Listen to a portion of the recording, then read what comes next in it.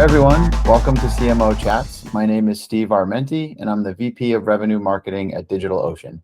So, Steve, who are you? Can you tell us a bit about your journey and what sparked your interest in marketing? My interest in marketing actually came from a non-interest in sales. So I started my career out of college as an inside sales rep for about 2 years.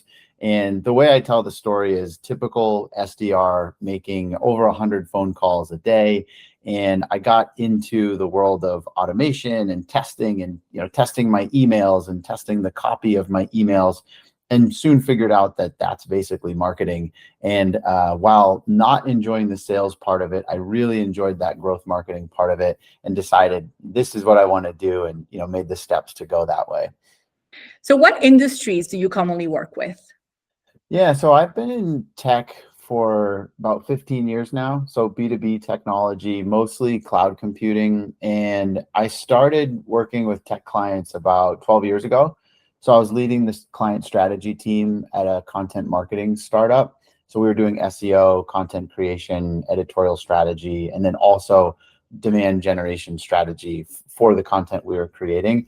And so I was fortunate enough to work with some of the Fortune 50 tech brands. So IBM, Samsung, HP, Google. And ultimately, through 5 years at this company, I learned how they all operate, what their goals were, how their departments were set up, how they wanted to use content, how it fit into their marketing strategy. And so, really honed in on that sector. I wouldn't say that I aspired to be a B2B tech marketer, but it just kind of fell in my lap and I enjoyed it, and then have been running with it for the last 15 years. And as VP of Revenue Marketing, what is currently your marketing focus? My main focus is two things. So at the simplest level, it's acquiring new customers and then growing existing customers.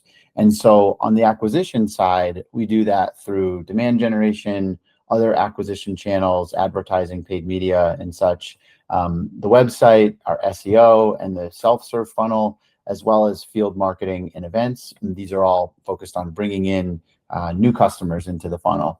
And on the growing existing customer side, this is more of your growth marketing process. So we're testing and iterating across onboarding and lifecycle marketing, working with sales and trying to create opportunities for self-serve accounts that are coming in with the opportunity to grow. And then I also oversee the marketing tech stack and all of our marketing operations and systems. And so what I try to do is get these things working in harmony, right? Because all of these are kind of squarely placed against the customer lifecycle. We're bringing them in, we're nurturing and onboarding them, all digitally. And then as they adopt the product and as they use more of the product, we try to grow those customers and introduce other features and products to them. Can you tell us about a particularly memorable marketing campaign, whether it was particularly challenging or especially successful that you've executed recently? Yeah, for sure. I'll share one actually when I was at Google. So prior to DigitalOcean, I was at Google for 7 years. And one of the things that really has stuck with me in really my whole career was during COVID. And so I was on the Google Workspace team. Workspace is, Gmail, Calendar, Doc Slides, Meet, etc.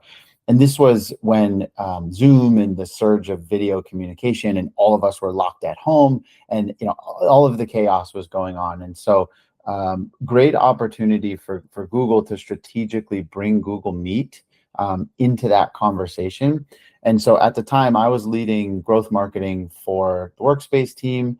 And we created a masterclass in how to get a team focused, mobilize that team, give them strategy, give them structure, and ultimately execute a really big vision. And so we had, maybe 50 people coming in and out of this work stream across daily stand-ups, regular syncs from a program management perspective, and looking at metrics and reporting to leadership, a full-on project scope.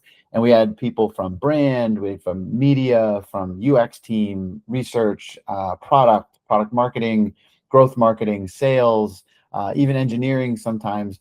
And what was really, really amazing to me was that it could have been utter chaos. It could have been a complete disaster, right? You have that many people, that many opinions and agendas, and it wasn't. It was just that everybody was so focused on what we were trying to do. Each person was completely content with their work stream, their tasks, what they needed to do, and everyone had the autonomy to sort of own their lane in the pool, right?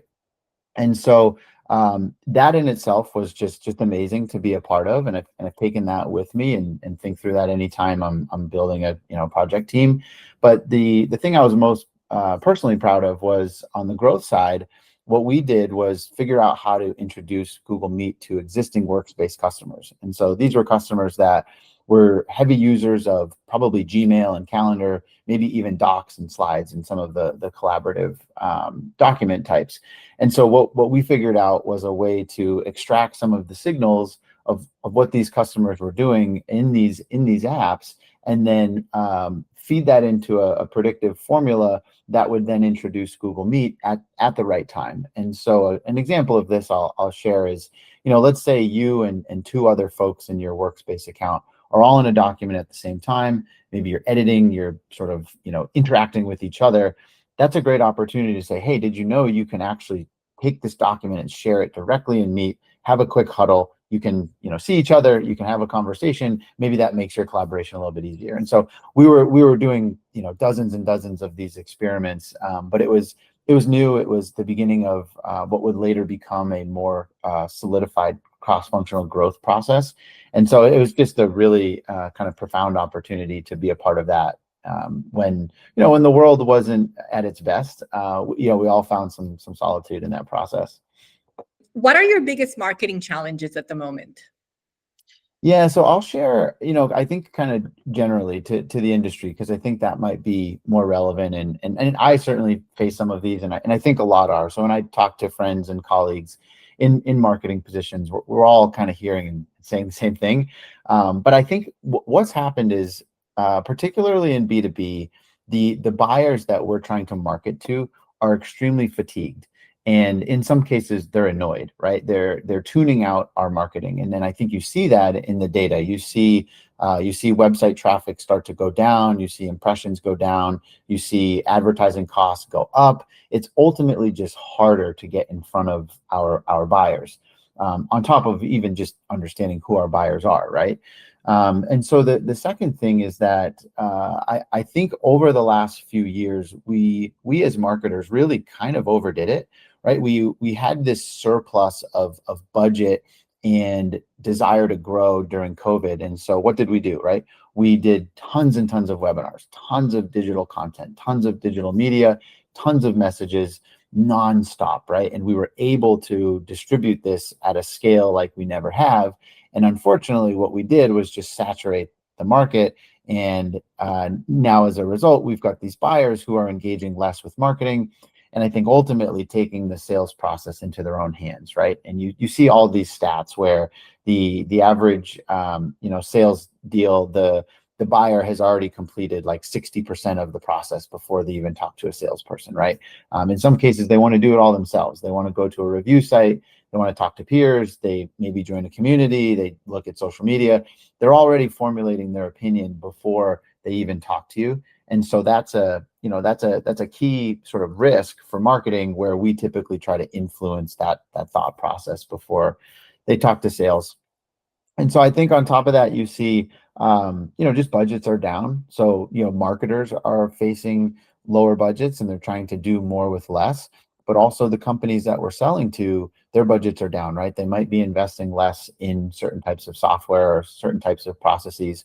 And so all of these things happening at once kind of create this perfect storm where it's just become a lot harder to market, is what I think. And so as a result of that, I believe it's forcing the marketers to get back to some of the basics. So we need to understand who our customers are, what pain points they're trying to solve, and then creatively, explain what our product or solution does to them, right?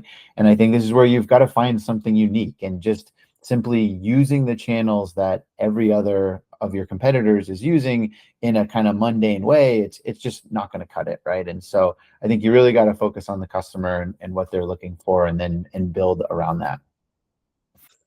What are some common trends that you have noticed different companies capitalize on to stay ahead of their competitors in terms of marketing?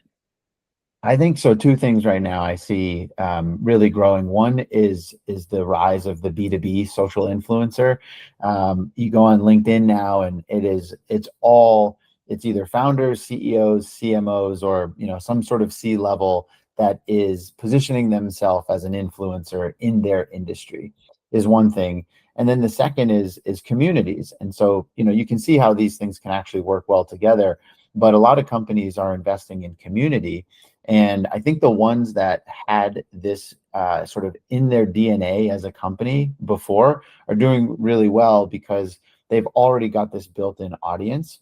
And so, as I mentioned before, where it's getting a lot harder to reach that audience through media and essentially renting it from LinkedIn, Facebook, Google, whatever you're using as an ad platform. If you have that built-in community, you now have a leg up, right? You have a community of hopefully your prospects and customers that you can learn from, you can research, you can understand what their pain points and what they're looking for, and then design product solutions and marketing around that. So I think influencers and communities are really important right now. But I think the catch here is that it's like content, right? If you simply creating content doesn't drive growth or performance, it has to be good content.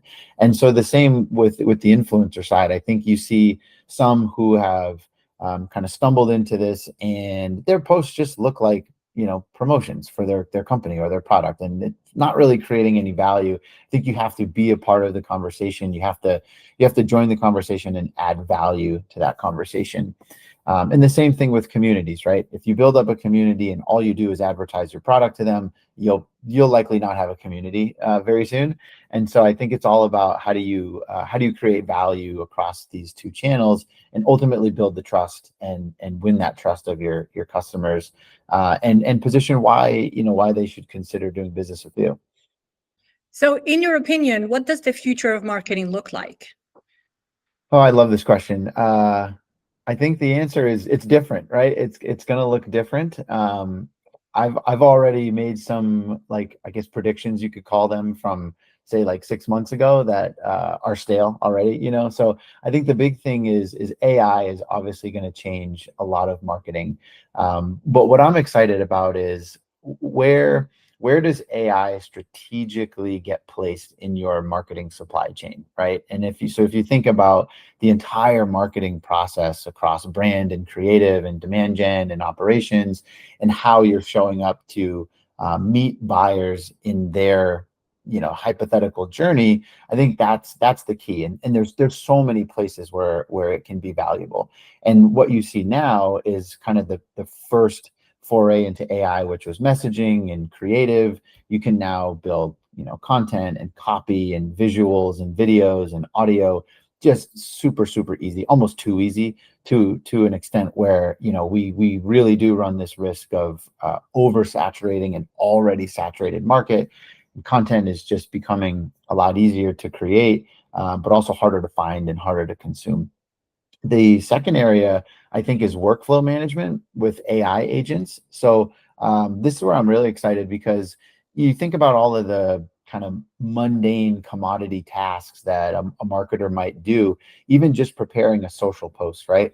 They historically maybe went to a copywriter to get the copy. They went to a designer to get the design, and then they went to maybe a channel owner who's gonna craft all that together and put it into the channel and click post. And then you've got a person who's going to report on that. You've got agents now that can do most of that, and then you're sort of managing these agents. And I think that's really cool. It also comes with some responsibility, right? If you're sort of hyper accelerating crappy messages, it's not going to do you well, right? You still need to be creative, but what you can do is speed up the delivery process. And then the third one I think I'm particularly fond of, and I'm really keen to learn more about, is just predictive analytics and better insight creation through AI. And so in my career, kind of pre-chat GPT, coming up with insights required a data scientist. Building a predictive model required a data engineer, a data analyst, and a lot of resources. And the results were great, right? You can really understand a lot about your customers looking at that data. But I imagine a world where a lot of that is automated and streamlined, right? And so as you launch a campaign, you basically feed that campaign into some machine learning or predictive model, and it's now looking for all the things that you've trained it to look for.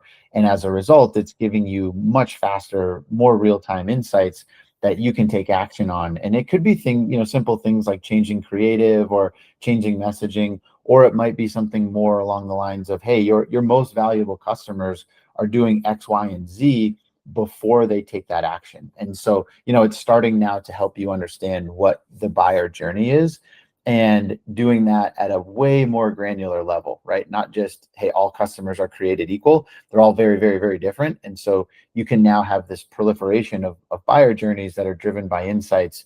And then you can, take action on that and personalize messaging and do all that fun stuff. If you could describe the role of a CMO in one word, what would that word be and why? I love this one. I think I have just sort of came across this as an aha, but the word is servant. So there's a common, I guess, like description of servant leadership. So as a leader, are you servant? And I really went to understand what this means. And so there's the leadership side, but even as a marketing team, I think you have to think about your role of serving customers, serving those on your team, serving your organization, and then other areas in the company, right? And so most businesses don't succeed just because of marketing, right? And I think you really need to be okay with that. Like, you need to be humble that your role is to work with products, to work with product marketing, sales, engineering, operations teams, strategy teams, to bring the brand to life in the market, or bring those products and solutions to market in a creative way. And so I think, for me, the times where I've felt the most successful is when I've been really tuned into these other teams and really understand what they're working on and what their goals are. And then I can bring that marketing perspective, whatever it is, whether it's from a creative side or it's from more of an operational and growth side. But either way, you know the value that you bring, and you're working with these teams to execute. What career advice would you like to share with other marketing leaders out there? Sure. Yeah. I think I thought about this one a bit, and where I landed was control what you can control. Right. And so thinking about where I've been successful, or felt the most successful, is it's in the places where I didn't get caught up in either politics or drama or changes in the organization, or things that I just couldn't control, right? Like maybe the market's down. I can't really control that, right?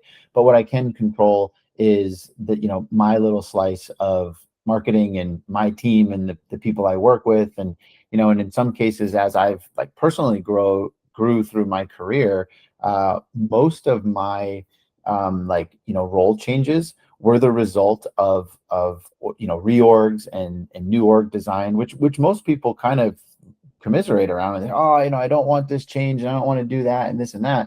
You can't control the fact that it changed, but what you can control is how you show up, how you work with your new leader, how you transition from the old leader. If you're getting a new team or joining a new team, you can control how you show up there, and you can control your personality, your outlook, right? Like those types of things, I think, go a really, really long way. And so, I've tried to think about this in even the day to day, right? You can very quickly at work just get thrown into a bunch of things that you realize I really have no control over a lot of this. But find the thing you can control and run with that, and just do what you can do as well as you can, and kind of block out what others are doing and the things that are out of your control.